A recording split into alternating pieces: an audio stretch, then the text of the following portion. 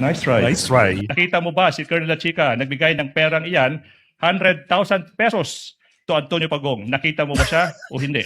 Hindi ko siya nakita, Your Okay. Honor, kasi wala po ako doon sa ground. Siya po ang Good. nag-implement, Your Honor. Good. Let's go to P181620. Timon Andrew Pusa. Timon Andrew Pusa. Nakatanggap ng 100,000 pesos rental of transport vehicle. Same sagot ba? Hindi nyo nakita si Colonel La Chica nagbigay ng pera, hindi po 1,000, 100,000 pesos sa isang Timon Andrew Pusa. Hindi po ba? Hindi ko po, kasi wala ako doon, Your Honor. Kasi bakit tinatanong siya ng ganyan? Obligasyon po kasi base huro sa circular sa 8 point something something. Ang sabi doon dapat yung pera sa kanya po, siya yung magtatago ng pera sa kanilang vault. No. Ngayon, kapag ka mayroon pong bibigyan ng pera babayaran, siya ho yung personal na magbibigay ng pera para ma-verify naman niya. Ito ba talaga tao, hindi pusa, hindi ho ba pagong ito? Dati chichirya, anak ng putya, ngayon pets. Mami Peng, di ba meron ka ring Antonio Pagong? Ako may ko eh. Koreano ang pangalan ng Pagong natin? Wala kang pinangalan. Tatawagin niya yan, Nonoy Pagong. Sabi ko si Pong na lang yun eh. Meron kami ni Mami Peng na alagang Pagong. Hindi ko alam yung pangalan ng Pagong niya, pero sa akin Nonoy Pagong na lang. Tapos Timon Andrew Pusa. Ng putyang buhay ito. Hindi ho kaya taga Manila Zoo yung yung sumusulat. Kaya sabi tuloy ng mga tawag dito, eksperto sa handwriting, nasa 2 o 3 tao ang sumusulat niyan. Kasi bukod doon sa handwriting na magkakaiba, makikita mo yung pattern ng line of thinking. 'Di ba? Yung isa utak Manila Zoo, ito na 'yon. Yung isa halata humbak lang bastos. Yung dati, 'di ba? Tragis na to. Uy, meron tortoise. Para mas gusto ko 'yan, swap tayo. Palitan ko yung yung tortoise mo ng cute na Pagong. Matagal ko nang kasama si Nonoy Pagong eh. Baka gusto ko naman magkaroon ng tortoise. Malaki 'yon, Cory. Kaya mong upuan 'yun. Kaya ka kahit mataba ka. Going back. First ko lang sa kanya ang pera. Siya po ang nag-implement. Crystal clear. Let's go to PIA 1069. PIA 1069. This time, isang Don Piang received 250,000 pesos for the payment of rental transports. Hindi nyo rin nakita si La Chica na nagbigay ng 250,000 pesos sa isang Don Piang. Kasi wala ka doon. Di po ba? Opo, Your Honor. Yes. Let's go to Lang yan. Akala niya ako sa rito yung mga sagot-sagot niya rito. Nakakapunto sila eh. Nadidepensa niya si Sarah.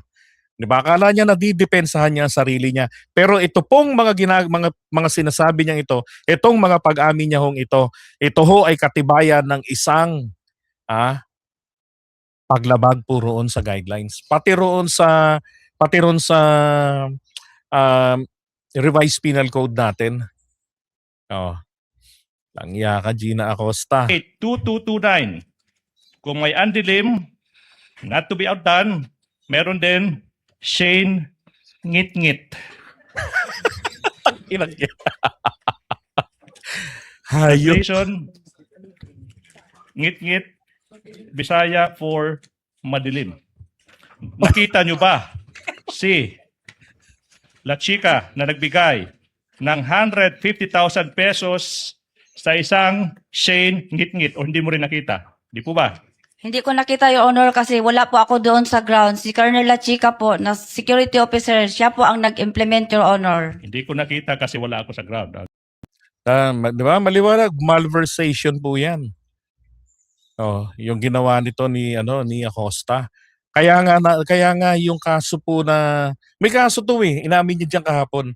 May kaso siya sa ombudsman. Grabe. Kaya ganoon na lang yung kanyang push na mailusot si Sarah. No. Tangina. Kala mo. Now, last. May isang acknowledgement receipt. P18612. I should be careful. Binigay sa isang Ano Suniso yan? Belat. Sunizo Belat. Suniso Belat. 100,000. Tanong, nakita mo ba si Colonel Lachica na nagbigay ng 100,000 in confidential funds sa isang Suniso Belat? Hindi ko po Wala nakita, din ako Your sa Honor, ground. kasi wala po ako sa ground. Receipt for any voucher na magpapatunay na tinanggap niya. Galing sa'yo yung 125 million pesos. Di pa receive na ko siya, Your Honor. Yung tanong is, did you ask him to sign an acknowledgement receipt? Yes or no? Di pa receive na ko siya, Your Honor. Being evasive. The question is so simple. Diba? Ano to, malversation tong ginawa na to ni Acosta. Dahil lamang sa sobrang pagtitiwala niya. Ang katawiran nga po niya dyan sa bandang huli, naniniwala po ako, Your Honor, nung nasukol na siya ni Riza Bebe. Alam po ni Ma'am Sara, ni Buday, ang kanyang ginagawa. Natanong din ho siya tungkol dito. Tingnan nyo ha, may utak po ako, Your Honor. Sabi ko nga kanina, meron siyang photographic memory. Right? Ngayon, dahil nga sa katanga-tangahan, blind loyalty, no, hindi na yata niya alam yung kanyang ginagawa, 2 dokumento na malamang ang pinirmahan, yung naisumite nila sa COA, walang nakalagay doon sa object of expenses kung magkano yung halaga 125 million. But ang alam niya, pinirmahan niya ay kompleto ang detalye. At doon niya nga po napapirma sa ibaba ng receive etong si Colonel Lachica. Diba? So na-chika, malamang 2 dokumento. Ma'am, pirma. Ay, pirma. Tapos, another copy, pirma. Pirma din man si tanga, hindi mo lang tinignan kung ano yung laban nung nasa second page. Diba? Tapos yung nagpapirma kay La Chica, ayos na, buto-buto. Yung isa, na isumite, yung mali na isumiti sa COA. Na-question tuloy sila ngayon. Okay, so ngayon, ito tinatanong siya tungkol dito. Kasi never po silang na red flag. Pero ang na-establish dito ng isang senador, kung ano yung ginagawa nila noon sa Davao City, sa Confi Funds, ganun pa rin ho hanggang ngayon sa OVP, kung saan na red flag. So alin po ang talagang may problema? May problema ho rito yung COA natin sa Davao. Hindi ho ginagampanan ng tama ang trabaho. Dapat to magkaroon ng re-audit ito. Diba? Ilan din ho yan, ilang 460 yan, dami niyan. Mula 2019 hanggang 2022, pero gumagamit sila since 2016 pa ng confidential funds. Tapos, Isang pangalan ang teka. Tinanong rin itong si Gina Acosta.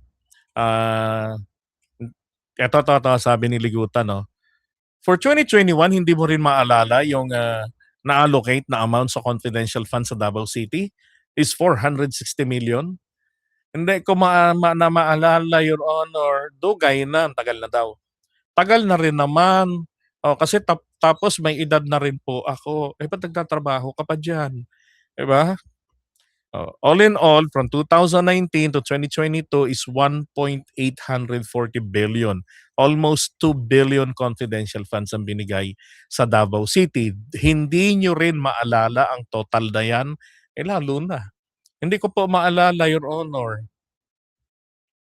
Baka susunod nito, hihimatayin na yan, gaya nung nangyari ron sa Kongreso. Diba? Sa Congress kasi nabigla siya ron eh. Dito, preparado. Templated ang sagot. Hanggang kay Acosta tayo. Acosta hanggang kay kay La Chica. Ilulusot si Sara. Ang imaheng bubuuhin natin kay Sara, nagtiwala. And then, etong mga tauhan niya, ito yung pumalpak. Sila ang dapat papanagutin. Yun po yung drenowing ni Senator Amy Marcos nung nakaraang impeachment trial.